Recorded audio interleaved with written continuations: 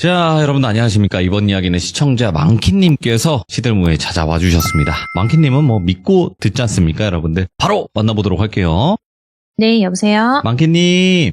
네, 안녕하세요. 오랜만입니다, 별빛님. 그러게요, 오랜만인 것 같아요. 네, 오랜만이에요. 아이고, 오늘 또 이렇게 찾아와 주셔서 감사드립니다. 네, 건강 네. 조심하세요. 아유, 건강해야 뭐, 그냥 제 마음대로 되진 않더라고요. 네. 그래도 그쵸. 파이팅 하도록 네. 하겠습니다. 네. 네. 자, 오늘 망키님께서 해주실 이야기가, 망키님은 사람의 무서운 이야기도 해주셨고, 귀신이 또 네. 나오는 이야기들도 들려주셔가지고, 오늘은 어떤 주제가 될지 궁금하긴 하네요. 오늘은 악마입니다. 악마? 현실 공포예요.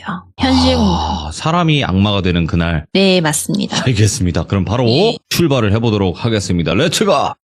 길이십니다. 망키예요.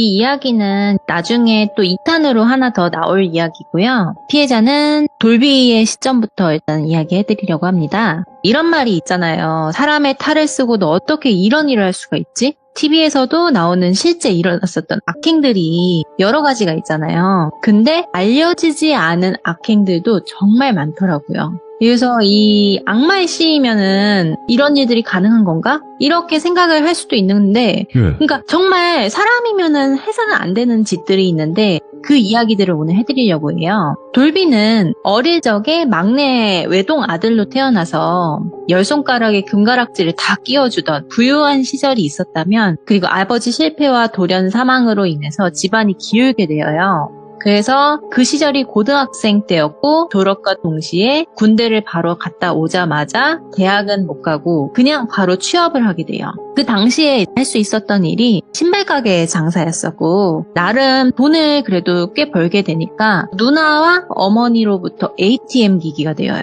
고등학교 졸업하고 그 당시 월급 200 정도를 받으면 예. 뭐 20만 원 빼고는 다 엄마랑 누나한테 주는 꼴이 돼버려서 생활이 넉넉하진 못했었대요. 근데 돌비가 좀 별명이 무식한 바보예요. 덩치는 좀 커요. 얼굴은 좀 강아지같이 생겼는데 성격은 또 푼숙기가 있고, 그리고 그런 자기를 비웃거나 이러면은 버럭하고 욱하고 그런 성격이에요. 그런데 그 신발 가게 주변에도 상가가 있을 거 아니에요. 그 4년간 일하면서 친해진 옆에 그 상점의 형과 술을 자주 마셨대요. 근데 형이 야, 언제까지 촌스럽게 뭐 헌팅 술집 이런 데 다닐래? 우리가 나이도 있고 그러니까 비싼 술 마시러 가자 이러면서 형이 데리고 간 곳이 모던바라는 곳이었대요. 한참 그 10년 전에는 그 모던바가 좀 유행을 했을 때가 있었대요. 그래서 그 당시에 모던바를 갔었고, 네. 손님이 많지는 않았는데 두세 명의 여성들이 이렇게 그 바 앞에 앉아 있었고, 되게 푸릇푸릇한 대학생 느낌이 났었대요. 그 중에 가장 연장자 같은 이 여성이 돌비와 그 형 앞에 앉아서 뭐 술도 이렇게 주고 과일도 추천해주고 뭐 이러면서 이야기를 나누게 됐대요. 근데 이 여성이 얼굴은 하얀데 눈 화장은 되게 진하고 이목구비는 뚜렷한데 그렇다고 막 엄청 예쁜 것도 아니고 근데 묘하게 매력이 있고 이러는 느낌이었대요. 근데 기가 엄청 센 마담 같은 아우라가 났었다고 하더라고요. 근데 이야기를 하는데 자신의 이야기도 잘 받아주고 서비스도 많이 챙겨주니까 네. 호감이 갔대요. 그래서 돌비가 이 취기 때문에 이 여자한테 살짝 호감이 생긴 거예요. 다음날도 다다음날도 그 모던바에 있던 여성이 떠올랐던 거죠. 그래서 돌비가 그 같이 가던 형한테 가서 형 오늘도 술 한잔 할래? 이렇게 제안을 해서 그 모던바에 또 간 거예요. 그 날도 그 여성이 있었대요. 또 왔네? 이러면서 기억을 해주더니 이제 미니 안주 같은 거 서비스로 또 챙겨주고 이런저런 얘기를 또 하더래요. 그러다가 막 이런 얘기 저런 얘기 도란도란 하는데 몇 분 뒤에 그 같이 온 형이 전화가 와서 나가더니 야, 나 와이프가 빨리 오라고 난리라고. 나 먼저 갈 테니까 너 천천히 놀다 가라고 하고선 형이 그냥 떠났대요. 근데 돌비는 솔직히 이 여자 보려고 온 거잖아요. 형은 그냥 끼고 온 거니까. 그래서 형한테 솔직히 고마웠었대요. 그래서 이 바텐더 여성이랑 한참 이야기 나누고 이름이 설희라는 것도 알게 되었대요. 네, 설희. 잘 기억하셔야 됩니다. 근데 이런저런 얘기를 하는데 이 여성의 할머니가 무당이래요. 네. 그래서 본인은 옛날에 신기가 있어서 많이 힘들었었고 눌린 곳을 받았다 이런 이야기들을 많이 해줬대요. 네. 근데 나는 눌린 곳을 받았어도 아직 귓기를 느끼고 관상이나 사주 정도는 봐줄 수가 있고 근데 좀 이야기를 하자면은 몇 가지 해드릴까요? 이렇게 물어보더래요. 그래서 좀 신기하더래요. 돌비 입장에서는 살면서 여러 여성들을 만나봤지만 좀 오늘만 사는 그 여자들을 많이 만났다면 이 여자는 학력도 좀 높았고 똑부러지고 박학다식하고 그런 입담들이 너무 꼬였대요. 그래서 뭐냐고 나도 사주 같은 거 좀 궁금하다 이러니까 돌비 오빠는 사주에 부모복이 없네. 근데 배우자 복은 엄청날 거다. 그리고 해외에서 살면은 돈을 몇 배가량 더 벌 수 있겠는데? 그런 팔자야. 이렇게 얘기를 하더래요. 네. 근데 돌비는 그때 당시가 20대 중반이었는데 해외에 한 번도 나간 적이 없대요. 근데 부모복이 없는 거는 맞잖아요. 엄마가 계속 돈을 요구하니까. 그래서 얘가 신기가 있나 싶을 정도로 그럴듯하게 좀 말을 하더래요. 네. 그래서 돌비가 식기에 끌려서 용기 내서 번호를 물어봤대요. 설이가 번호를 주더래요. 그날 바에서 몇십만 원을 넘게 쓰고 돌아갔대요. 네. 그리고 나서 다음날 설이한테 먼저 카톡이 오더래요. 오빠 출근 잘했어? 부터 해가지고 점심은 뭐 먹어? 나는 졸업반이라 학교에서 수업 듣고 있어. 오늘 퇴근하고 뭐해? 오늘 나 빠 출근 안 하는데 괜찮으면 영화 볼래? 이런 식으로 대화가 티키타카가 이어가지더래요. 돌비 입장에서는 얘가 나한테 관심 있나? 나 지금 썸 타는 건가? 싶었대요. 그래서 그날 돌비는 설이랑 만나서 밥도 먹고 영화도 보고 조용한 술집 가서 더더욱 진솔한 이야기 나누며 친해졌대요. 그렇게 한 잔, 두 잔 마시는데 설이가 술을 그렇게 잘 마시더래요. 필름이 끊길 정도로 마시다가 눈을 떠보니 한 호텔이었던 거예요. 네, 술김에 서로의 호감에 의해서 그날부터 사귀게 된 거예요. 사귀게 되니까 돌비는 설이가 모던바에서 일하지 않았으면 좋겠다라는 생각이 들었대요. 한 달 정도가 흘러서 그 설이도 대학을 졸업하고 제안을 하나 해요. 호주로 워킹홀리데이를 제안한 거예요. 근데 솔직히 외국에 나가본 적도 없고 무서울 거 아니에요. 워킹홀리데이 자체가. 영어를 잘하는 것도 아니고. 근데 설이가 신발 장사를 하는 게 아니라 외국에 가서 보는 눈도 더 넓히고 거기서 자리가 잡힌다면 결혼도 하고 우리 잘 살 수 있다. 거기는 임금이 우리나라의 2배, 3배 된다. 이렇게 이야기를 하면서 그리고 오빠 지금 가족들한테 계속 얽매이면서 사는데 언제까지 그러고 살 거냐. 그냥 스스로 외국 가서 살아라. 이렇게 얘기를 하더래요. 네. 그래서 그 말에 돌비가 고민을 엄청 많이 했대요. 설이의 그 한마디에. 왜냐면 자기 혼자 가면은 자신이 없는데 설이는 좀 똑똑한 느낌이잖아요. 돌비 입장에서는. 똑똑한 여자니까 잘해주지 않을까? 그래도 얘를 만나서 내 팔자가 좀 더 나아지지 않을까? 이런 생각을 했대요. 그리고 부양하고 있는 어머니가 있잖아요. 어머니한테 한 달에 몇백만 원씩은 꼬박꼬박 보내드리고 있는 상황이었는데 네. 그때 마침 고민하고 있던 시기에 같이 그 상가에 있는 친한 형이 야 너도 신발 가게 접고 우리도 여기 가게 접고 백화점에 입주해서 더 크게 한번 브랜드 장사해보자. 우리도 이거 체인 낼 수 있고 하면서 이런저런 얘기를 막 해주더래요. 그래서 공동사업을 제안하게 돼요. 그래가지고 돌비가 대출을 받아서 1억, 형이 1억을 해서 공동사업을 하면서 좀 커가자 이렇게 제안이 된 거죠. 그래서 돌비가 설이한테 가서 얘기를 했대요. 나 여기서 이 형이랑 이렇게 할 거고 좀 사업을 해서 크게 키우고 싶다. 그래서 외국은 좀 아닌 것 같다 이렇게 얘기하니까 나는 솔직히 그 형 너무 가까이 안 했으면 좋겠는데 관상이 별로 안 좋아. 믿으면 안 될 것 같아. 근데 벌써 돈 투자한 건 아니지? 이렇게 얘기를 하더래요. 그래서 이미 투자는 했지만 아니라고. 근데 너가 가고 싶으면 1년 갔다 오라고 내가 기다려주겠다고. 나는 여기서 성공할 거다 이러면서 티격태격 싸웠대요. 처음으로. 내가 잘 될 거라고 해줘야지 왜 벌써부터 관상이 안 좋다느니 초를 치냐고. 그 형이 솔직히 설이 너보다 알고 지낸 기간이 더 길어 하면서 막 싸웠대요. 왜냐면은 이미 돈도 투자했지. 그리고 가게는 폐업 정리까지 했지. 그래서 9월쯤에 가오픈 대회관까지 다 마친 상황이었대요. 근데 8월쯤에 사건이 터집니다. 형이 전화를 안 받아요. 그 돈을 가지고 튄 거죠. 사기를 당한 거예요. 심지어 돌비는 1억의 신용대출이 은행에서 안 나와서 사금융까지 가서 돈을 더 빌린 상황이었대요. 사채까지요? 오. 예, 그래서 너무나 좌절을 해가지고 설이한테 솔직하게 이야기를 해요. 나 이러이러한 상황이고 그 형이 연락 두절되었고 사채까지 끌어다 써서 벌써 대부업에서 전화 오고 난리가 났다. 어떻게 하면 좋을지 모르겠다 이러니까 설이가 가만히 듣다가 내 말 맞았지? 그 형 딱 봐도 관상이 사기꾼이야. 기다려봐. 내가 법적으로 어떻게 조치할 수 있을지 알아봐 줄게 하면서 이야기 딱 던졌는데 설이가 그냥 한 줄기의 빛 같았대요. 나의 희망. 어떻게 얘는 이성적으로 이렇게 판단을 해주지? 예. 그래서 설이한테 조금 의존하게 되더래요. 근데 설이가 진짜 어떻게 한 건지 모르겠는데 법적으로 소송을 해서 그 형을 찾았고 그 형이 경찰에 구속이 되었대요.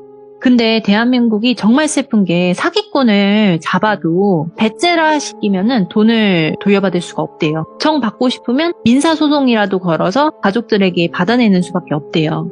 그래서 설이가 민사소송을 다 준비를 해준 거예요. 그리고 괴롭힌 거죠. 그 형의 집에 가서 뭐 압류하고 뭐 이랬는데 그 형의 엄마가 월에 내가 그럼 얼마씩 갚겠다 이렇게 하면서 결정이 났대요. 그러니까 사건이 그리 어느 정도 해결이 된 거죠. 근데 이러한 레퍼토리가 자기는 경험해 본 적이 없는데 설이는 너무나도 능숙하더래요. 그래서 돌비가 이제 생각이 든 게 솔직히 사채까지 끌어다 썼지만 자기도 가 압류가 들어온 상황이었고 너무 이 한국이 힘들고 해서 워킹홀리데이를 가봐야 되나? 라는 생각이 들었대요. 그때 마침 설이가 네. 오빠 호주 갈래? 이렇게 얘기를 하더래요. 한 번 더 이야기 꺼낸 거죠. 그때 설이랑 연애한 지가 한 반년 이상 됐을 때였대요. 근데 돌비 눈에는 솔직히 설이가 여태 다 해줬잖아요. 사건도 해결해주고 사람 보는 눈도 있고 말도 너무 잘하고 이런 판단이 되니까 그래 나는 얘 말만 잘 따르면은 사건은 안 나겠다 싶어서 워홀을 가기로 결정을 해요. 준비 과정이 너무 복잡했대요. 솔직히 자기가 무식한 것도 있지만 너무 복잡했대요. 근데 설이가 옆에서 알아서 착착 신청 다 해주고 편하게 준비할 수 있어서 호주로 출국을 합니다. 근데 어머니께도 말씀을 드렸는데 그 어머니가 하는 말씀이 가서도 돈은 보내라 였대요. 그래서 솔직히 가족도 나한테 이러는데 설이는 정말 나한테는 소중한 존재구나 라는 걸 느꼈대요. 나는 사기까지 당해서 지금 빚도 갚고 있는데 어떻게 엄마는 나한테 돈을 더 달라고 하지? 엄마가 일을 좀 할 순 없는 건가? 이런 생각이 들었었대요. 그래서 설이가 옆에서 그걸 보더니 그런 부모는 차라리 인연을 끊으라고 내가 옆에 있어줄 테니까 엄마 말 듣지 말라고 엄마라고 다 엄마 아니라고 저건 엄마의 탈을 쓴 완전한 남이라고 그러면서 위로를 해주더래요. 그래서 엄마랑도 인연을 끊어버려요. 돌비가. 아예 그러면 돌비는 여기 가족도 없는 거예요. 그래서 둘이 호주로 떠납니다.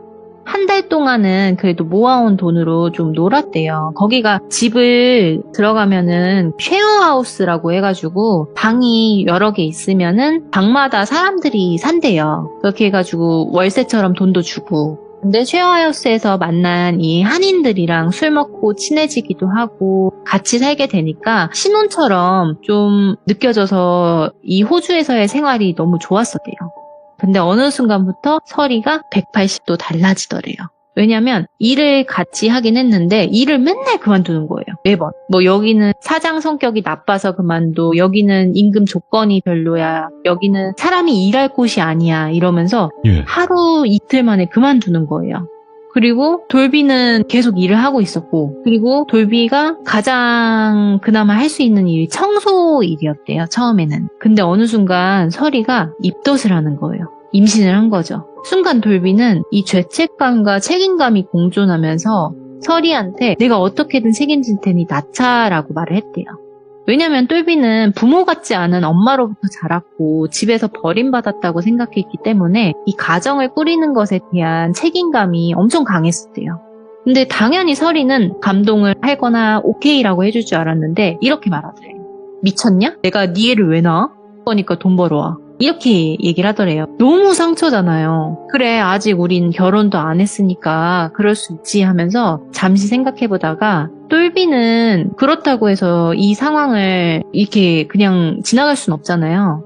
설이 하나뿐인데 설이 하나 믿고 호주를 왔는데 그래서 일단 결심했으니 내가 돈을 최대한 많이 벌어보겠다 해가지고 새벽에 청소, 오후부터 밤까지 식당 투잡을 뛰면서 방값이랑 생활비를 벌었대요. 이 일과가 정말 너무 살인적인 게 새벽 5시에 일어나서 6시부터 오전 11시까지는 청소 일을 한대요. 그러면 점심을 먹고 좀 쉬다가 오후부터 밤 12시까지는 식당에서 일을 하는 거예요. 그럼 또 씻고 누우면 새벽 1시예요. 5시에 일어나야 돼요. 이런 식으로 살인적인 스케줄로 가는 거죠. 근데 청소하고 와서 잠깐 점심 먹고 쉬는 그 시간에도 설이는 돌비를 그렇게 질타를 했대요. 그때 가서도 일하라고. 우리 지금 돈 없다고. 여기 애 주는 비용이 땡땡만 원이라고. 우리나라랑 차원이 다르다. 이러면서 너가 지금 쉬는 순간 날짜는 지나간다. 이렇게 얘기를 하더래요. 그래서 돌비가 진짜 그때 하루 일당이 그 당시 뭐 몇십만 원이라고 치면은 생활비랑 집값 빼고도 숨 안 쉬고 모아야 한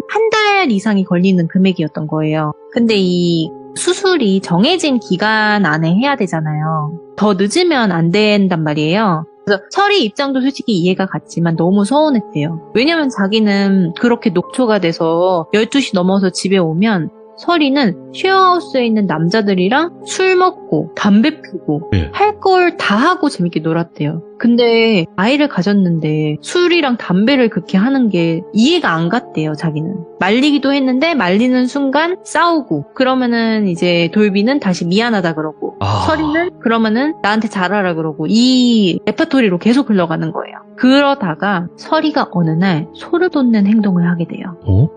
돌비가 정신없이 자고 있는데 새벽에 설이는 그 남자들이랑 술을 먹고 방에 들어왔대요. 근데 갑자기 쿵쿵 소리가 들려요.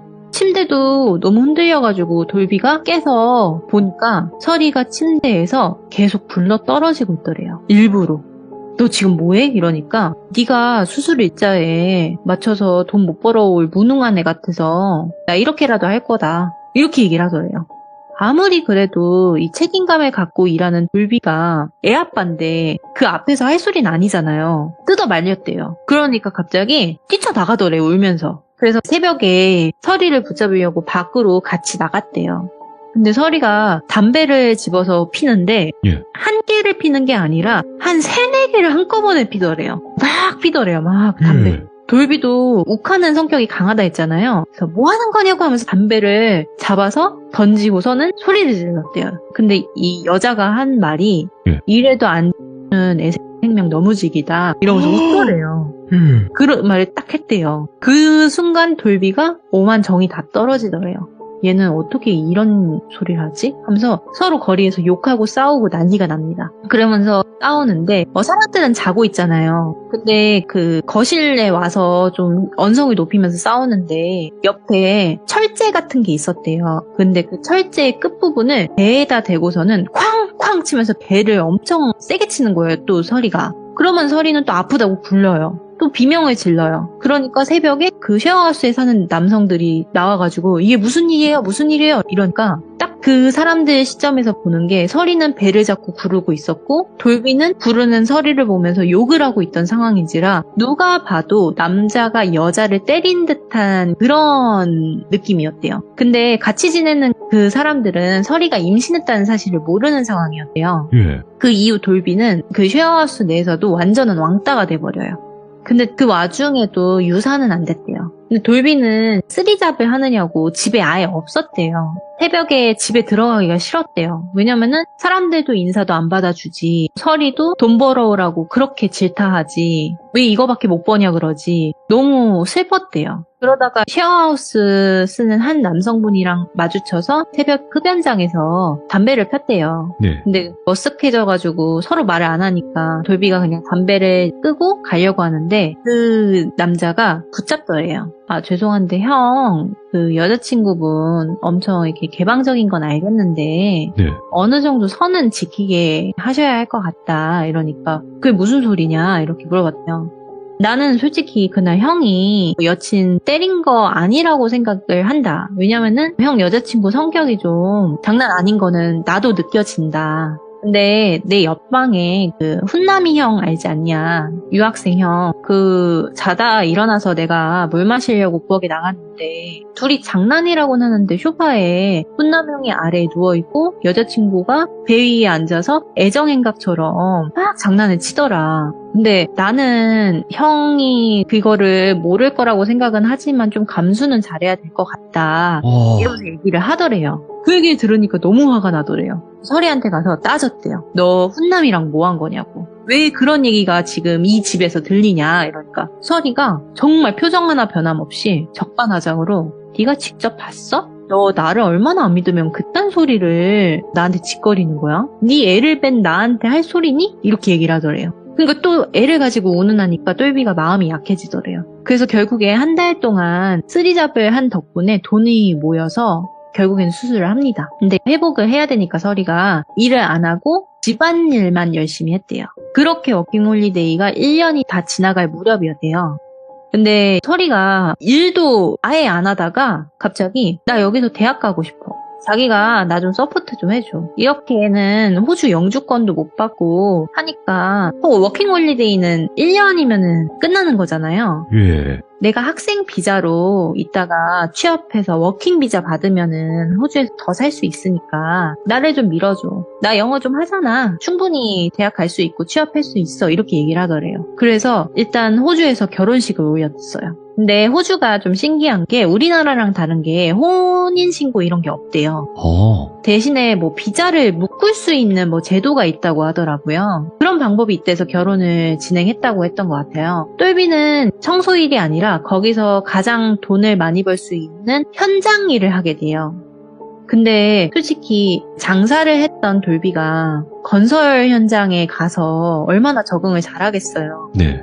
맨날 다치고 찢어지고 뭐 일상다반사였대요. 근데 돈은 그래도 많이 줬대요. 근데 그 돈은 다 와이프 계좌로 들어가고 있었대요. 설이. 그러니까 설이가 전적으로 돈 관리를 시작한 거죠. 예. 그러고 용돈은 일주일에 5,000원 수준, 5달러. 그리고 똘비는 담배를 피는 사람인데 담배도 못 사겠대요. 왜냐면 호주가 담배값이 엄청 비싸대요. 그러니까 담배를 못 사게 했대요. 그래서 똘비가 노예 수준을 넘어선 거죠. 용돈도 없고 거의 담배도 못 피우고 현장에서 사람들 거 맨날 빌려다 피고 그러니까 현장에서 같이 일하는 사람들도 돌비를 싫어했대요. 예. 왜냐면 맨날 거지처럼 담배 구걸하고 다니고 그러니까 좋게 볼 리가 없잖아요. 하루는 돌비가 막 일을 하다가 철제 그 얇고 길쭉한 거 있잖아요. 네. 그게 종아리에 뚫려서 빵꾸가 나는 일이 발생해요. 너무 아플 거 아니에요. 그러면은 일주일 정도는 좀 이 붕대를 감고 쉬어줘야 하는 일인데 설이가 그날 일찍 온 돌비를 보더니 한숨을 쉬면서 대충 빨간 약 같은 걸 바르고 붕대만 감아줬대요. 그리고서는 다음날 자기는 쉬는 줄 알았대요. 그래서 안 일어났대요. 늦잠 자려고 하니까 갑자기 설이가 출근 안 해? 도시락 싸놨어 가져가 이러더래요. 이거 너무하잖아요. 그래서 돌비가 눈물을 뚝뚝 흘리면서 말했대요. 이거 진짜 나 다리 너무 아프다고 하루 정도는 이거 쉬면 안 되겠냐 이러니까 설이가 갑자기 눈이 돌아버리더래요. 내가 지금 누구 때문에 이러고 사는데 이러면서 네가 나를 임신시키지만 않았어도 이러면서 막 죄책감을 자극하더래요. 그러니까 돌비는 또 가스라이팅이 돼서 마음이 좋지가 않더래요.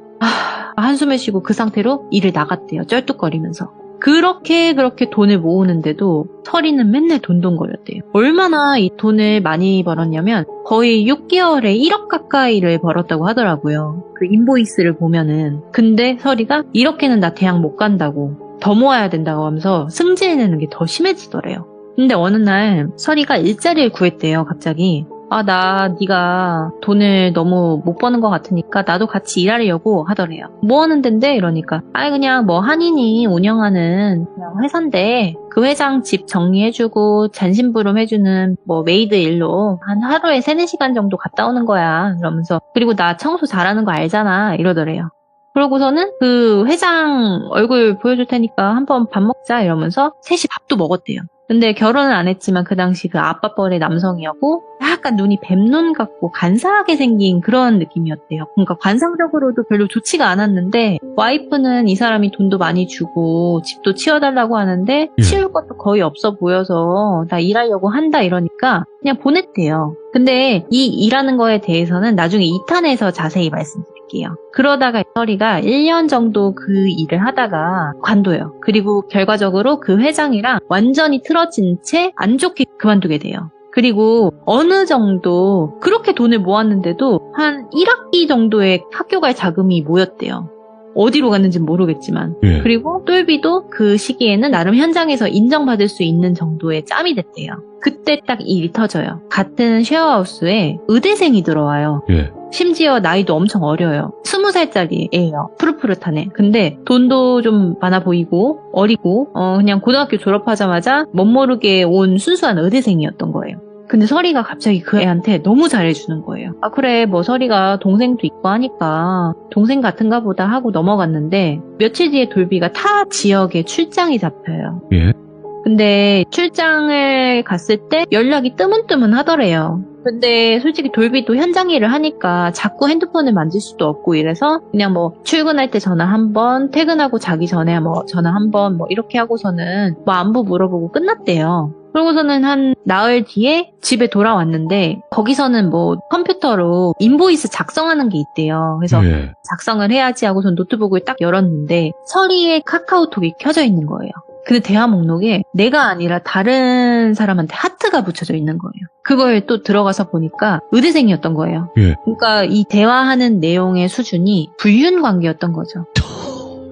막 우리 어지럽다. 뭐 이런 거, 우리 뭐 이런 사랑한 거 뭐 절대적으로 비밀로 지켜줄 거지 뭐 이런 식으로 이런 얘기가 왔다 갔다 한 거예요. 근데 이걸 본 돌비가 난리가 나죠. 그래서 일단은 그 카톡 내용들을 다 캡처를 해놓은 거예요. 혹시 모르니까. 그리고 서리를 불렀대요. 너 이거 뭐냐고. 근데 그날은 서리가 잘못했잖아요. 증거가 딱 있잖아요. 무슨 말을 해도 밀리잖아요. 그런데 서리가 너는 왜 남의 사생활을 그게 맘대로 보냐 이러면서 싸우더래요.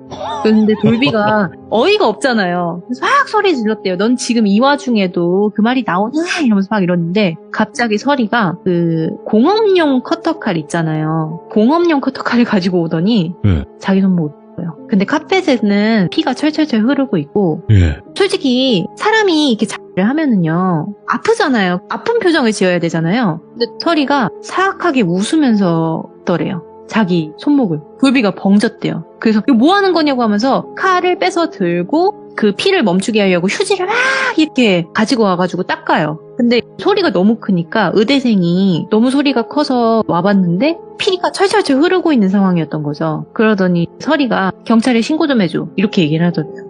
그래서 경찰이 왔어요. 근데 서리가 영어를 좀 하잖아요. 남편이 나를 때렸다고. 이거 칼로 지금 위협했다고. 지금 이 칼 가서 보면은 남편 지문 있을 거라고. 와. 이거 이렇게 위협했다고 하면서 얘기를 했대요. 그러니까 경찰도 당연히 심각하게 받아들이는 거죠. 그리고 호주의 한 그 지역이 좀 여성의 말을 좀 더 들어준다고 하더라고요. 그래서 일단 돌비를 체포한 거예요. 근데 돌비는 영어도 못하잖아요. 해명도 못하고 갑자기 감옥행이 된 거예요. 그리고 서리는 병원으로 이송되고 진술 자체를 남편이 나를 너무 때려서 칼로 위협하는데 막다가 손목이 부러졌다 이렇게 얘기를 한 거예요. 그리고 손톱으로 자기가 스스로 긁은 상처와 멍자국들이 있었나 봐요. 예. 만든 거죠. 그거를 증거자료로 제출한 거예요. 나 이렇게 맞고 살고 있었다고. 근데 돌비는 맹세코 서리를 때린 적이 없대요. 근데 제가 돌비를 알거든요. 근데 돌비가 그런 사람이 아니에요. 그 현장에 저도 있었거든요. 근데 다 이게 계획된 것들이었구나 하면서 좌절을 했대요. 예. 그 당시에는 저도 이 서리의 말을 믿었었거든요. 왜냐면은 너무 소리가 와장창 크게 나가지고. 그래서 돌비 시점에서 돌비가 얘랑은 진짜 정말 끝내야겠다 하면서 좌절을 했는데 며칠 뒤에 서리가 경찰서 유치장에 왔대요. 네. 그러더니 내가 어떻게 진술하냐에 따라서 네 처지 달라진다. 어떡할래? 내 말 듣고 여기서 나올래? 아니면 여기서 평생 썩을래? 하면서 웃더래요. 그래서 일단은 나가야 될 거 아니에요. 그래서 빨리 나가고 싶다고 미안하다고 얘기를 하니까 일단 각서 쓰라고 하면서 각서 안에 얘기한 게 집을 나가더라도 한 푼도 없이 나가기. 그리고 생활비로 매달 금액의 80% 입금하기. 이것만 지켜주면 내가 무죄로 너 풀어줄게. 이러더래요.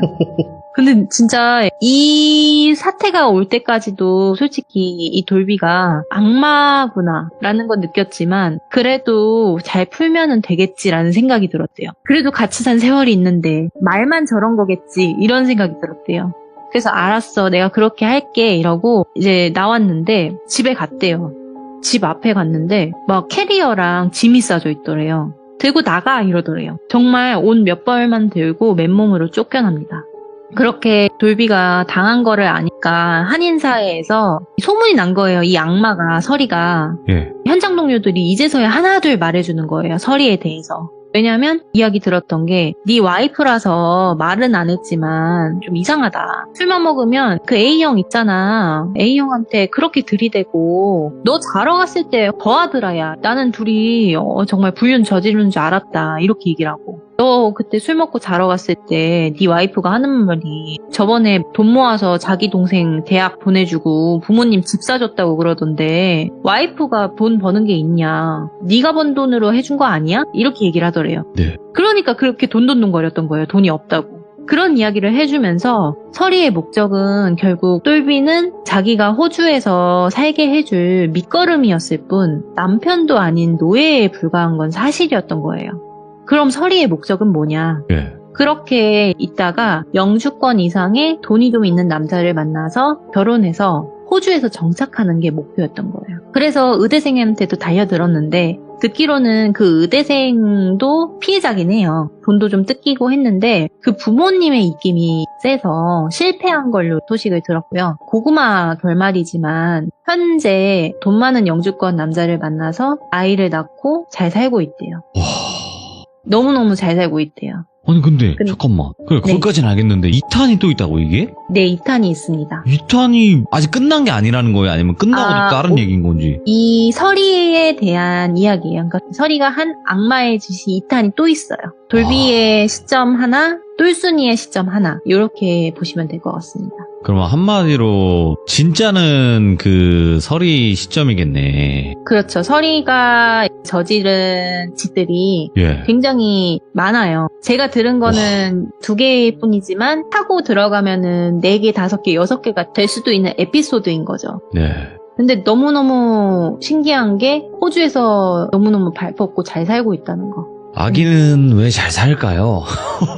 그러니까요. 근데 참 정말 놀라웠던 게 모든 게 처음인 척 하더래요. 그 남자한테 있어서 아이를 뭐 이렇게 한 적도 없고 너무나도 과거를 청산한 듯이 잘 살고 있대요. 그리고 이 돈 욕심이 많은 악마라고 보거든요, 저는. 네. 그래서 학력도 S대라고 위조하고 그렇게 호주에서도 속인 사람들이 많다고 들었어요. 근데 누가 표적이 될지는 모르는 거고 그 서리한테 한번 걸리면은 피해자가 또 될 수도 있다는 점. 그래서 만약에 호주에서 살고 계시는 분이 있다면 꼭 조심하시라고 똘비가 이야기를 해주셨습니다. 근데 이 이야기를 들었을 때 아마 2가지가 될 거예요. 왜냐면 첫 번째는 그 여자가 나쁘다. 뭐 이 파가 있을 거고 네. 아니 그런데도 왜 만나? 이제 좀 이런 타입도 있을 거예요. 이게 제가 이제 2탄에서도 말씀을 드리려고 하는데 가스라이팅이요. 정말 무서운 거더라고요. 그렇죠. 예. 네, 그러니까 저도 와 들으면서 왜 그렇게 많나 이러는데 이 설이라는 여자애가 가스라이팅을 엄청 잘해요. 그거를 좀 알고서는 판단해 주셨으면 좋겠습니다. 그쵸. 이게 겪어본 사람으로서는 알면서도 좀 내가 자존감이 낮을 경우에 좀 그런 경우도 있고, 네. 예, 그 사람이 또 그 상황마다 다르니까, 예, 우리라고 안 그러라는 또 법은 없고요. 다 상처 받으신 분들도 많이 계시잖아요. 아, 그렇죠. 예, 아유, 오늘 망키님께서, 너무나 답답하고, 너무나 화가 나는 그런 이야기를 또 들려주셨는데, 다음번에는 그 여자의 시점으로 한번 또 네. 이야기를 들어볼까 합니다. 너무 감사드립니다, 망키님. 네, 감사합니다. 네, 고맙습니다. 자, 여러분들 안녕하십니까. 이번 이야기는 시청자 망키님께서 시들무에 찾아와 주셨습니다. 오늘은 이제 다른 시선에서 봤던 저번 주에 이어서 이야기가 될 것 같습니다. 도대체 어떤 이야기일지 같이 한번 들어보도록 할게요. 안녕하세요, 돌비님. 아이고, 망키님 안녕하세요. 네, 안녕하세요. 일단은 저번 주에 진짜로 답답하고 화가 나고 네. 정말 또 그런 사연을 가지고 오셨는데 네. 오늘 뭐 이어진다고 하기보다는 네. 이제 여자 쪽 입장에서의 시선이 될 것 같아요. 이야기가. 다른 이제 돌순이라는 여자의 입장에서 그 사람도 이제 서리의 피해다. 네. 일단은 전에 못 들으신 분들을 위해서 중간중간에 제가 전에 스토리를 좀 설명을 드릴게요. 좋습니다. 네. 네. 그래서 일단은 키워드는 이제 호주에 사는 악마.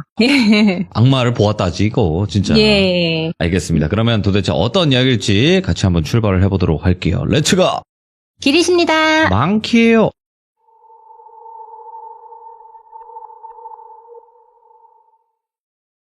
이 이야기는 돌순이의 10년 전 과거로 흘러갑니다. 돌순이는 사실 공부를 그렇게 잘하진 못했어도 운이 나빠서 하향 지원으로 한 지방대에서 자리를 잡게 돼요. 근데 돌순이가 입학했을 당시에는 이 학교의 미래가 없어 보였대요.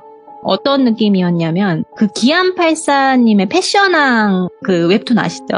알죠. 많이 들어봤죠. 네, 그 패션왕 웹툰에서 나오는 지방대를 통제한 그런 모습들이 보였대요. 미래 없이 노는 뭐 선배들의 똥공기 문화부터 해서 술 먹고 학교를 나오지도 않는 동기들 뭐 이런 걸 보면서 나도 저런 삶을 살아야 되나? 이런 생각이 많이 들었대요. 근데 반대로 돌순이 아버지는 엄청 엄격하셨어요. 돌순이가 그 학교를 입학한 게 마음에 안 드셨던 거예요. 그래서 재수할 거 아니면은 등록금은 너가 알아서 해결하라고 하고서는 돈을 안 주신 거예요. 근데 돌순이가 동기들이랑도 그렇게 잘 어울리진 못했대요. 술을 잘 마시는 것도 아니고. 그래서 매학기 전액 장학금을 받기 위해서 엄청 노력을 많이 했대요. 아버지께서 안 해주니까. 그래서 공부를 되게 열심히 한 거죠. 그래서 주변으로부터 평판이 좋았대요. 성실하다. 돌순이는 근데 그런 게 좋았대요. 나를 좀 인정해주는구나. 지방대를 나왔지만 개천에서의 용이 되겠다라는 결심으로 4학년까지 달려와요. 돌순이는 이제 공부, 아르바이트도 하냐고 대학 동기들이랑 어울리진 못했대요. 그리고 수업 시간도 다른 거를 막 신청하다 보니까 같이 밥 먹을 기회나 같은 에피소드가 있다거나 좀 은따가 된 기분이었었대요. 솔직히 어울리지 못하니까. 그에 반해 동기인 설이가 나와요. 네, 설이가 동기였어요. 같은 대학 동기였지만 그 설이라는 친구는 1학년 때부터 영향력이 꽤 넘쳐서 유명했대요. 예. 근데 유명한 게 재밌고 유쾌해서 유명한 것보다는 처음에는 되게 인사이더처럼 여기저기 어울리다가 동기끼리 싸움도 엄청 하고 다니고 선후배끼리 머리채 잡고 싸우고 이런 식이라서 평판이 그리 좋지 못했대요. 그래서 돌순이랑은 더더욱 거리가 먼 친구였죠. 한 번은 설이가 같은 과 선배랑 사귀다가 헤어지는 순간에 그 남자 선배가 그 성범죄자로 소문이 날 정도로 처음에는 사람들이 설이의 편을 들어줬지만 알고 보니까 그게 설이의 계략이었다는 게 소문이 나서 설이가 좀 과에서 완전히 약간 왕따식으로 돼버려요. 그게 돌순이한테도 들릴 정도였는데 그게 1, 2학년 때 있었던 일이니까 그 사건이 지나고 4학년이 되는 시점이에요. 4학년 때 돌순이는 졸업을 앞두고 있으니까 거의 듣지 않는 어려운 수업들을 위주로 많이 들었대요. 근데 그때 악연이 시작된 거예요. 그 수업에 설이도 같이 들었던 거예요. 그 유일하게 같은 과 둘이서 들은 거죠. 수업을 같이 들으니까 좀 친해진 거예요. 근데 처음에는 돌순이도 모두가 기피하는 아이니까 나도 좀 피해야겠다라고 생각을 했는데 좀 잘 챙겨주고 교재도 막 챙겨주고 이러니까 알고 보니까 좋은 친구인가? 라는 생각이 들었을 때요. 왜냐면은 돌순이 생일까지도 막 챙겨주고 과제나 시험 범위 같은 것도 같이 공유를 하고 이러니까 사실 자기한테 관심도 안 가져주던 동기들보다는 좀 더 나은가 싶었대요. 그 둘이 엄청 친해진 거예요. 수업을 들으면서. 설이의 살아온 이야기를 듣게 돼요. 설이는 고등학교 때부터 억척스럽게 살았던 친구래요. 이것저것 알바도 했고 음악 특기생으로 어느 한 서울의 대학교를 가려고 했는데 돈이 없어서 못 간 그런 안타까운 사연에 대해서 막 이야기를 해줬대요. 그리고 플러스로 자기는 어렸을 때 눌림굿을 받았다. 그런 것 때문에 고등학교 때 왕따를 당했었다. 소문도 안 좋았다. 이런 얘기를 막 얘기를 하더래요. 정말 안쓰럽다. 나보다 더 억척스럽게 사는 친구구나 하면서 연민이 들었대요. 그리고 설이가 하는 말이 자리, 자기는 그래서 모던바에서 일도 하면서 지금은 마담으로 자리를 잡고 있다. 이렇게까지도 얘기를 했대요. 그러면서 스스로 대학 등록금도 내고 있고 유학도 준비를 하고 있다. 이런 이야기를 하니까 돌순이는 주변에서 들어볼 수 없었던 일들이라서 설이가 너무 신세계였대요. 그래서 돌순이도 아버지 지원 없이 살아서 이렇게 장학금 아니면은 학교 다니는 게 힘든데 존경하는 이 심정과 되게 동경하는 심정이 같이 든 거예요. 자립심이 너무 강한 이 설이를. 근데 반대로는 이 친구가 X이었다는 소문이 있었다 했잖아요. 그러니까 이 친구가 워낙 억세다 보니 그런 건 아니었을까? 알고 보면 되게 좋은 친구인데 오해들이 있었던 건 아닐까? 하면서 다시 이렇게 막 스스로 생각을 하게 된 거예요. 돌순이가. 대학 졸업하고도 더 친하게 지내고 뭐 취업을 위한 정보 공유도 하고 설이는 유학 준비도 하고 이렇게 차차 연락을 해 나가는데 그 사이에 돌순이가 설이랑 친하게 지내는 동안 설이에게는 총 3명의 남자친구를 거치게 돼요. 첫 번째는 갓 복학한 대학 선배였는데 설이에게 해선 안 될 행동을 하고 SNS 같은 데서 대망신을 당하며 헤어진 남자친구가 있었고, 두 번째는 설이가 너무너무너무 좋아하는 남자친구였대요. 그러니까 설이가 매달린 거죠. 근데 차인 거예요. 근데 설이가 임신한 초음파 사진을 그 남자한테 전송을 한 거예요. 솔직히 돌순이는 정말 그런 줄 알았대요. 근데 나중에 알고 보니까 그게 다 거짓이었던 거예요. 그 과정을 보면서 돌순이가 저렇게까지 행동을 해야 되나? 좀 아닌 것 같은데 싶은데 설이가 너무너무 슬퍼하고 하니까 그래 너무 좋아하면은 그럴 수도 있나 보다 라고 생각을 한 거예요. 이상하면은 거기서 이 친구랑 선을 긋고 살아야 되는데 그 선을 긋지를 못하고 설이가 너무 좋아진 거죠. 이 돌순이 입장에서도. 그리고 마지막으로 만난 남자친구가 1탄에서 이야기했던 돌비였대요. 첫 번째, 두 번째 남자친구들은 좀 어느 정도 지성을 갖춘 남자였는데 돌비는 좀 달랐대요. 비하하는 건 아니지만 지성미를 갖춘 것보단 좀 힘센 바보 같은 느낌이 들었대요. 그렇게 그 남자친구인 돌비와 함께 돌연 호주로 떠납니다. 그 시기 돌순이도 취업을 위해서 미친 듯이 입사 지원을 해요. 근데 지방대 졸업, 높은 학점이지만 스펙도 없었고 택도 없었대요. 당연히 서류에서 떨어지기 일쑤였고 면접 때 경력이 하나도 없네요. 이러면서 떨어지기도 하고 심리적으로 많이 불안해진 거예요. 돌순이가. 그리고 돌순이는 아버지가 절대 지원을 안 해주셨다고 했잖아요. 그래서 자기 혼자서 어떻게든 독립을 했어야 했대요. 그렇게 돌순이가 여기저기 떨어지면서 자존감이 많이 무너졌을 때쯤에 설이가 머지않아 취업했다는 이야기를 듣게 돼요. 호주에서 한국 사람이 운영하는 무역회사에 비서로 채용이 됐대요. 그러고 나서 수개월이 지나 설이가 돌순이에게 제안을 해요. 나 곧 있으면 총괄 비서로 자리에 앉을 거고 우리 회장님이 조만간 인턴을 뽑을 건데 너가 영어 성적이 좀만 되면은 내가 강력하게 추천을 해보겠다.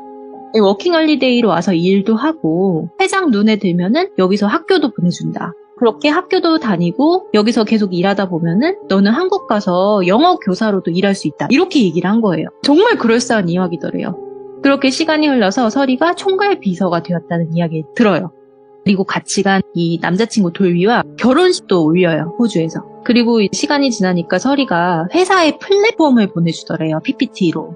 이게 우리 회사고, 우리 회사의 비전이 이렇고, 입사 조건은 이렇고, 너가 할 일은 이거다. 이러면서 이런 것들을 다 보내주는 거예요. 근데 입사 조건 중에 영어 성적이 좀 안 됐대요. 그래서 돌순이가 나는 너처럼 안 될 것 같다 이렇게 얘기를 하니까 설이가 내가 비행기표는 끊어줄 순 없는데 회장님이랑 식사 자리 한번 마련해 보겠다. 네가 한번 호주를 시간 내서 와라 이렇게 얘기를 하더래요. 그래서 돌순이는 그냥 여행 겸 설이를 보러 호주로 가요. 그리고 설이가 사는 세상에 들어가게 된 거죠. 근데 자존감이 떨어져서 이리저리 치이고 있는 자기와는 다르게 설이는 너무 잘 살고 있더래요. 집도 있고 한 집에 방이 많아서 쉐어를 하는 그런 여유, 그리고 남편은 현장에서 일하지만 꽤 높은 보수로 일하고 있고 설이는 커리어 우먼으로서 일하고 있으니 이게 모든 게 안정적이어 보이면서 내 또래지만 너무 어른스러워 보이는 거예요. 부러웠대요. 그리고 회장님과 나를 위해서 식사 자리도 마련해주는 그런 생각도 고마웠대요. 아, 진짜 설이는 내 사람들에게는 그렇게 잘하는구나라고 생각을 했대요. 그래서 셋이 만나게 돼서 식사 자리를 가져요. 근데 돌순이가 아르바이트를 굉장히 많이 했다 했잖아요. 잘하는 게 있어요. 아부. 그런 거 있잖아요. 그냥 입 바른 소리 있잖아요. 네. 그러니까 회장님이 좀 뭔 얘기만 하면은 회장님에게 점수를 따야 되니까 회장님 말이 맞습니다. 그럼요. 이런 식으로 아부와 칭찬을 되게 많이 했대요. 식사를 하는 것보다는 잘 보여야 되니까. 그래서 회장이 좀 면접을 보듯이 넌 꿈이 뭐냐, 뭘 어떻게 준비를 하냐, 뭐 이런 거를 물어봤대요. 그래서 본인의 꿈에 대해서 되게 열정적으로 이야기를 했대요. 근데 그래? 이러면서 되게 하찮게 대답을 하더래요. 그래서 내가 말실수라도 했나? 마음에 안 드시나? 이런 대답을 원하신 게 아닌가? 라고 하면서 잠시 설이 눈치를 보면서 돌순이가 주눅 들었대요. 그리고서는 식사 자리가 끝나고 회장이 명함을 주더래요. 연락하라고. 회장이 집으로 가고 설이가 오히려 들떴더래요. 너 회장이 마음에 들어 한 것 같다고, 꼭 연락하라고, 감사하다고 말하고, 뭐 친해지라고 이렇게 이야기를 하는 거예요. 그래서 돌순이가 설이를 맹신했다고 했잖아요. 그래서 이렇게 입사 조건을 좀 유하게 해주려고 하는 건가? 나도 호주로 좀 취업할 수 있나? 라는 생각이 들었대요.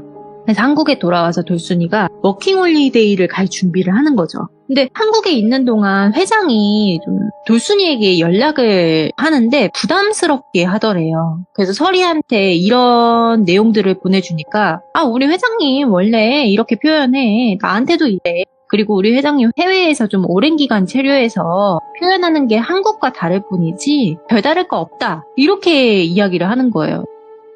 좀 부담스러운데 이렇게 하셔도 되나? 이런 생각이 들었대요. 돌순이 입장에서는.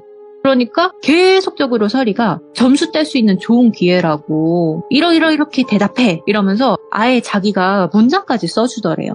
그렇게 해서 최종적으로 워킹홀리데이 준비를 끝나고 돌순이가 떠나요. 꼭 성공해야지 하면서. 회장이 오자마자 설이랑 돌순이한테 영어학원을 다니라고 보내줬대요. 예. 진짜 취업을 알선해주는 듯이 영어학원을 보내주더래요. 그러고 나서 사건이 터진 날이 온 거예요. 회장이 점점 추파 던지는 행동들이 과해지더래요.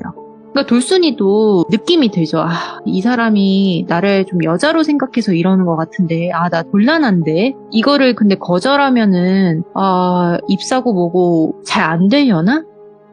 그러면은 좀 여자로서 안 보이게끔 하는 방법은 없을까? 이런 생각을 많이 한 거예요. 돌순이 입장에서는. 기분 나쁘지 않게 어떻게 해야 될까? 설이에게 털어놨대요. 근데 설이가 고민하더니, 우리 회장님이 젊은 여자를 좋아하는 건 맞다. 근데 너가 열심히 살고 이러는 거 보니까 너한테 마음이 간 걸 수도 있겠지 이러면서. 근데 거절 그렇게 막 하지 마. 우리 회장님 자존심 되게 강하신 분이라 기분 상하면 내 직장 생활도 힘들어질 거다. 대신에 내가 옆에서 잘 말해볼 테니까 걱정 마라. 이렇게 이야기를 하더래요. 회장이 어느 날 돌순이를 불렀대요. 어디로 오라고. 근데 옛날에는 설이까지 같이 불러서 갔는데 이번에는 혼자만 오라고 하니까 돌순이가 덜컥 겁이 난 거죠. 그래서 불러서 차를 타고 이동을 하는데 너무너무 걱정이 되더래요. 어디로 가시는 걸까? 좀 멀리 가더래요. 그래서 돌순이가 설이한테 이러하다 지금 상황이. 그러니까 설이가 혹시라도 우리 회장님이 스킨십을 하려고 하거든. 정중하게 거절하면 된다. 우리 회장님 막 자존심 센 사람이라서 거절하고 그러면은 눈치껏 아실 거다. 그리고 지금 내가 비서라서 스케줄도 다 아는데 저녁쯤에 올 거다. 이렇게 얘기를 하더래요. 그런 거 아닐 거다 이렇게 얘기를 하는 거죠. 근데 한 호텔을 가더래요. 그리고는 체크인을 하더래요. 그러고서는 방에 들어갔는데 좀 돌순이가 여기서 이건 아닌 것 같아요 이렇게 해서 뿌리치고 갈 수가 없는 상황이었대요. 좀 왜냐면은 정말 차 없이는 못 가는 그런 호텔이었대요. 밖에가 다 오지인 그런 호텔. 그래서 어떻게 해야 될까 가만히 고민을 했는데 회장님한테 용기를 내서 물어봤대요. 회장님 혹시 제 방은 없을까요? 이렇게 물어봤대요. 근데 회장이 딱 한번 쳐다보더니 말을 안 하더래요. 그러더니 갑자기 와인을 꺼내서 와인을 콸콸콸 따르더니 마시래요. 근데 돌순이가 술을 못 마셔요, 잘. 예. 그래서 좀 마시는 척만 했대요. 그러더니 갑자기 씻으러 들어가더래요. 근데 이게 돌순이가 너무 무섭잖아요. 그래서 설이한테 SOS 요청을 합니다. 서리가 듣더니 정말 이상한데? 우리 회장님은 거절하면 표현 확실하신데 너가 애매하게 한 거 아니야? 혹시 모르니까 동영상 설치해봐 이러면서 나도 그쪽으로 갈 테니까 조금만 기다려 이렇게 얘기를 하더래요. 근데 돌순이가 좀 애매했던 게 뭐냐면 회장이 스킨십을 하진 않았어요. 네. 그래서 이 상황이 불편하기는 한데 내가 정말 그냥 설레발 치는 걸 수도 있겠다 이런 생각이 들었대요. 그래도 모르니까 회장이 나왔는데 가운만 입고 있더래요. 그러면은 좀 느낌이 오잖아요. 그래서 급하게 휴대폰으로 동영상 촬영 모드를 켜놓았대요. 일단은 혹시 어떻게 될지 모르니까. 근데 회장은 그런 것도 모른 채 돌순이에게 몹쓸 짓을 가합니다. 예. 근데 불행 중 다행인 건지 그 돌순이가 촬영하고 있는 그 공간에서 행동을 한 거고 돌순이가 절규하면서 발버둥 치는 모든 게 다 찍힌 거죠. 근데 너무너무 이 상황 속에서 강하게 거부를 하니까 이 회장이 열이 받았나 봐요. 그래서 잠깐 멈췄는데 그 틈을 타서 돌순이가 휴대폰을 들고 뛰쳐나갑니다. 그래서 호텔 직원들한테 울면서 반 벗겨진 상태로 가가지고 자기 좀 숨겨달라고 폴리스 불러달라고 이렇게 이야기를 한 거죠. 그래서 경찰이 들이닥친 거예요. 모든 게 상황이 정리가 됐고 회장이 미수범으로 잡혀가요. 근데 회장이 잡혀가는 그 순간에 서리가 도착했대요. 근데 서리가 그걸 보면서 통쾌하게 웃고 있었대요. 그래서 돌순이가 나에게 지옥은 이 사건 하나인 줄 알았는데 그게 시작점이었어요. 돌순이는 어쨌든 간에 피해자잖아요. 트라우마로 피폐했대요. 그래서 뭐 회장이 끊어준 영어 학원도 못 가고 서리에게 좀 의존하기만 했대요. 근데 서리는 앞전과는 다르게 돌순이를 막대하기 시작해요. 그리고 엄청난 가스라이팅을 하는 거죠. 야 돌순아, 넌 취업문도 막혔는데 뭐라도 일해야 될 거 아니냐. 영어도 그렇게 제대로 못하는데 어떻게 생활비 벌려고 그러냐. 네가 갖고 온 돈이라도 줘라. 나도 생활비 받아야 될 거 아니냐. 나도 돈 없다. 이렇게 얘기하고 없으면은 이번 달에 식자재 마트에서 좀 훔쳐오라고 이런 말도 안 되는 일들을 시키는 거예요. 그러니까 돌순이가 동경해왔던 서리는 이제 없었대요.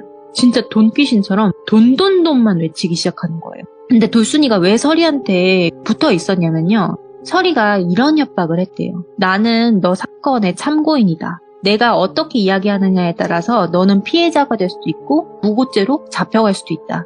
네가 명확하게 거절하지 않아서 회장이 그런 거 아니겠냐고. 네 잘못도 있다고 하면서 꽃뱀이란 꼬리표로 평생 달려서 살고 싶지 않으면은 나한테 잘하라고 그렇게 협박을 한 거예요. 돌순이는 또 그걸 믿었대요. 그러니까 사실 말이 안 되기는 하는데 정말 자기가 서리 증언에 따라서 무고죄로 잡혀가는 줄 알았대요. 그러니까 서리의 그 증언이 정말 결정적인 줄 알았던 거죠. 그리고 서리랑 틀어지면은 남자친구고 학교 사람들이고 어떻게 되는지 봐왔잖아요. 막 진짜 학교에서 매장당할 정도로 이 소문이 나잖아요. 그런 걸 봐왔잖아요. 그래서 나도 그렇게 될 수도 있겠구나 이런 생각이 들었대요. 순간. 그러면 학교에서도 소문이 나고 우리 가족한테 알게 되면 나는 어떡하지? 이런 생각이 들어서 이제 의존하는 거 반, 무서워서 반 같이 있었대요. 근데 돌순이가 정말 답답하다고 생각하실 수도 있는데 그 당시 사회생활도 안 해본 갓 졸업한 애가 이게 진짠지 아닌지 어떻게 알겠어요. 네, 그러니까 아무것도 몰랐던 거죠. 그리고 서리에게 돌순이는 정말 감정 쓰레기통이었대요. 그리고 반대로 이 남편은 돌비 있잖아요. 돈 벌어다 주는 노예였대요.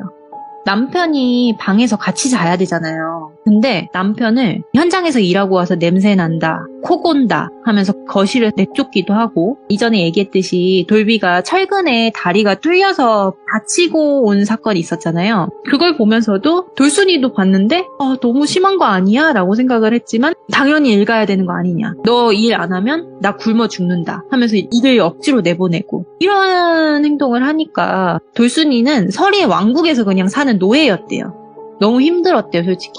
그리고 거기에 이제 뭐 여러 사람들이 살고 있었는데 그 중에 하나가 유학생인 남자가 와서 살고 있었어요. 근데 그분이 한 달 동안 이 집의 사람들을 다 파악을 한 거죠. 관찰을 한 거죠. 그리고 힘들어하는 돌순이를 엄청 도와줬대요.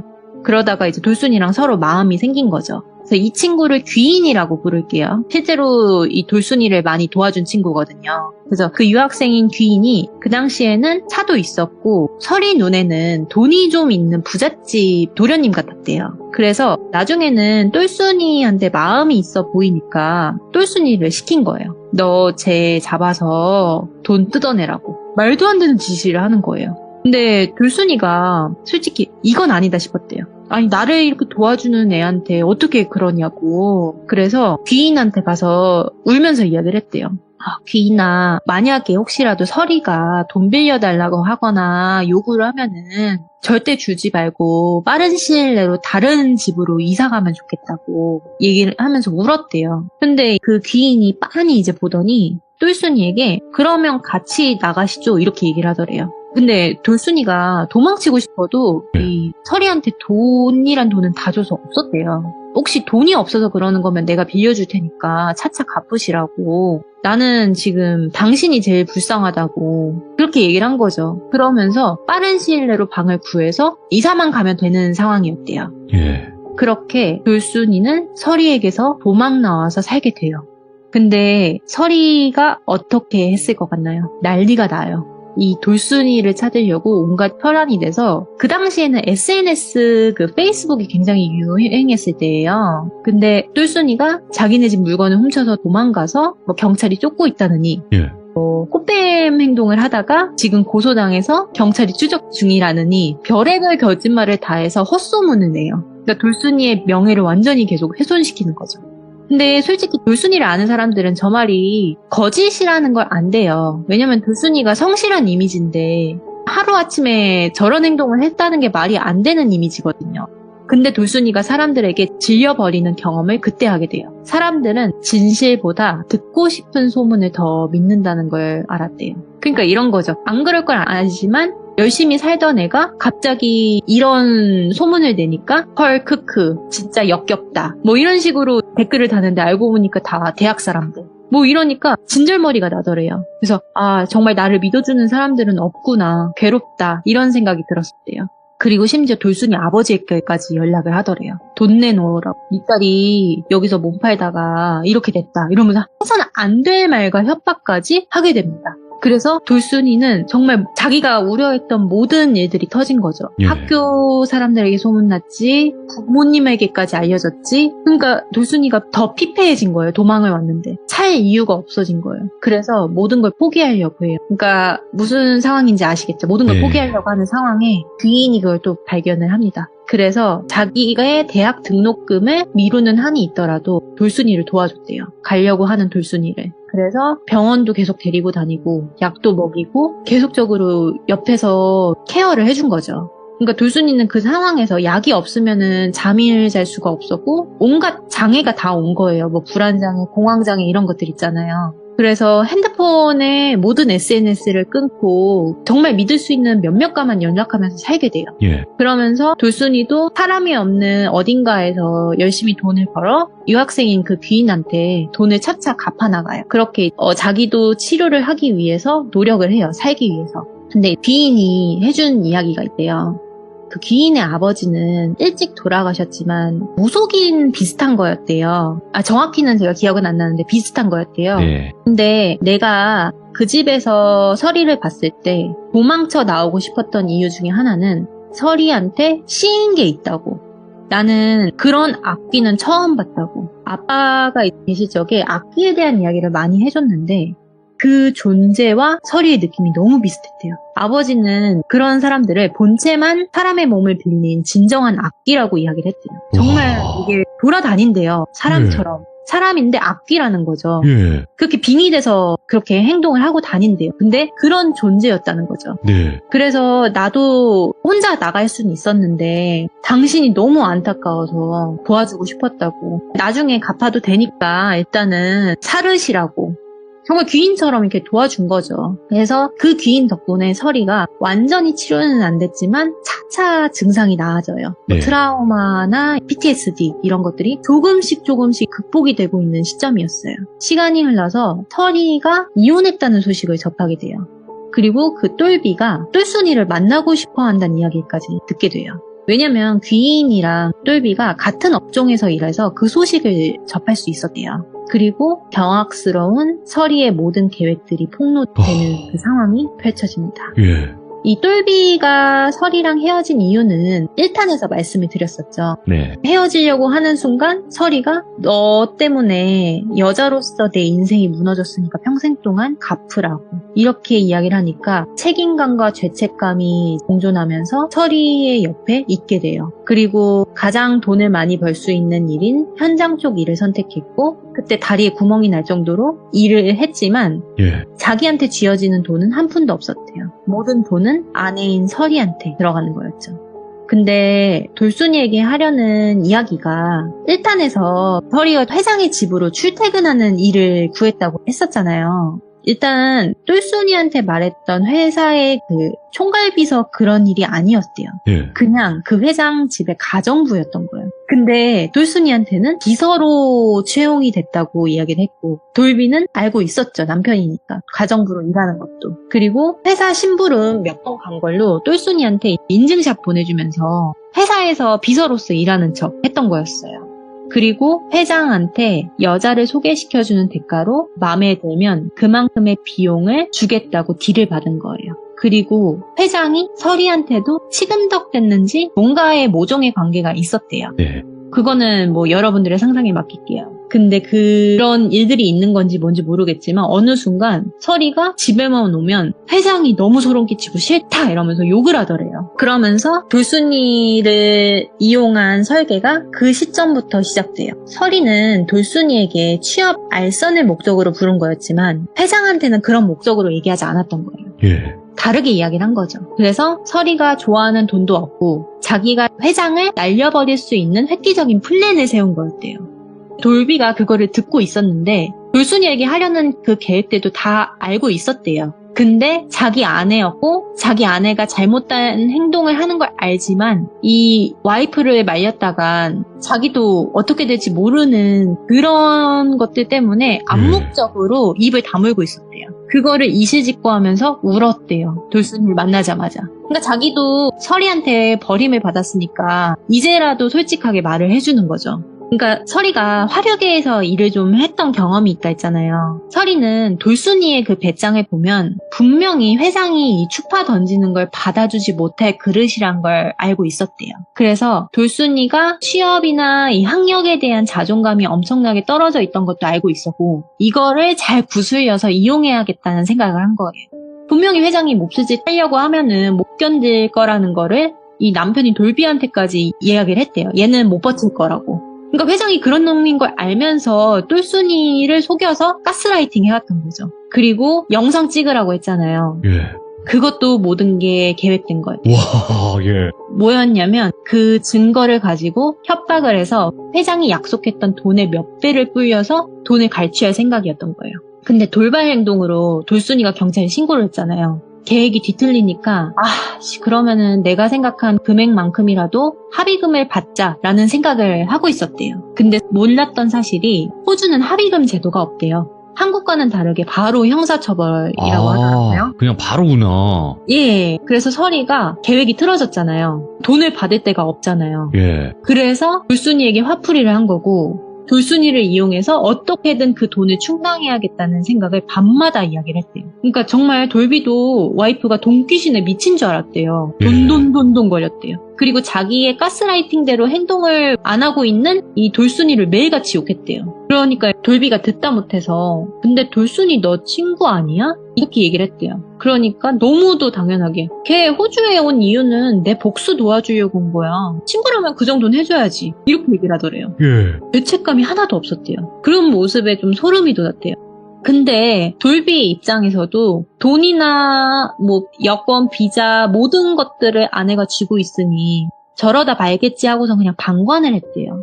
나한텐 안 그러겠지. 이런 생각은 한 거죠. 돈에 미친 여자라는 걸 알지만 내가 돈을 벌어다 주면은 안 그러겠지. 이렇게 해야 되는데 점점 정도가 심해지더래요. 와이프가 점점 두려워진 거죠. 근데 설이는 남편인 돌비가 쓸 대로 다 쓰였지만 자기를 위해서 돈을 벌어다 주지만 돌비가 영주권을 딸 만한 영어 실력이나 능력이 없었던 걸 간파한 거예요. 그래서 서리의 또 다른 목표는 영주권이나 시민권이 있는 남자를 잡아서 호주에서 살 생각을 가지고 있었던 거예요. 그래서 1탄에도 말씀드렸지만 잠깐 입주해서 돈이 좀 있어 보이는 그 의대생이랑 바람이 났고 남편한테 들켜서 싸움이 났지만 갑자기 자기를 해하더래요. 예. 그러니까 이제 피가 철철철 나는데 남편이 뭐하냐고 칼을 뺏어 쥐었는데 갑자기 서리가 씩 웃더니 그 자리에서 경찰에 신고를 합니다. 그래서 영어 못하는 남편은 폭행죄로 감옥에 가요. 이거는 진짜 네. 그리고 칼을 뺏었던 이 남편의 지문을 증거로 제출해요. 모든 걸 계산했던 거예요. 그리고 서리가 꺼내주는 조건으로 한 푼 없이 이혼을 요구했대요. 그리고 쫓겨났다고 했잖아요. 그때 돌비가 그동안 내가 뭘 위해서 살아온 거지? 공허하더래요. 그리고 일단은 돌순이를 찾아야겠다. 일단 사과를 해야겠다. 내가 도움이 될진 모르겠지만 진술에 도움을 줘야겠다. 이런 생각을 했대요. 그래서 돌순이를 찾았던 거예요. 근데 돌순이는 이걸 다 알았지만 결론적으로 이 사건은요. 무죄가 됩니다. 증거 다 있고 DNA 다 나왔지만 아이러니하게 무죄가 돼요. 회장은 호주에서 제일 가는 변호사 여러 명을 쓰고요. 예. 그때 당시에 기억은 잘 안 나는데 판사가 그 변호사의 동기였나? 아는 사이였던 걸로 기억해요. 호주는 그런 비리가 없다고는 하는데 그런 게 있었나 봐요. 네. 결국에 무죄가 돼요. 그리고 회장의 편에서 진술을 번복하는 그 서리의 모습도 보게 돼요. 경찰들도 그 서리를 되게 진절머리나게 생각을 했대요. 예. 왜냐하면 돌순이를 갑자기 너무 악의적으로 진술한 게 티가 났거든요. 어느 정도냐면 돌순이가 서리를 정말 진심으로 생각했다고 했잖아요. 그래서 뭐 생일 때나 어떨 때나 기분을 좀 달래주기 위해서 편지를 자주 써줬대요. 근데 이 서리 생일 때 썼던 편지 내용 중에 너와 함께하기 위해 회장의 이 느끼한 비위를 맞춰주고 있지만 뭐 반드시 취업해서 보란듯이 잘 살자라는 뭐 문구가 있었대요. 비슷한 문구가. 근데 그거를 성 목적으로 호주에 온 거라고 표현을 한 거죠. 근데 한국 사람들은 그런 말이 아니라는 걸 알잖아요, 표현이. 근데 그거를 증거로 제출을 하는 거예요. 예. 돌순이가 그 결과 때문에 발작 증세가 올 정도로 정신적인 질환이 강해져요. 근데 그걸 본 서리는 사악하게 웃으면서 정말 너무나도 당연하게 얘는 꽃뱀이 맞다라고 진술을 했다고 합니다. 예. 결국에 뭐 진술이 엄청 통하지는 않았지만 돌순이가 무고죄가 될 리는 없겠지만 회장이 무죄 혐의로 풀려난 것도 정말 이 세상에 보이는 결과들이 모두 진실은 아니구나라는 생각이 들었어요. 그리고 결과적으로 서리는 회장한테 돈을 받았던 걸로 추측이 되는 게 독일 3, 4차를 뽑았다고 했대요.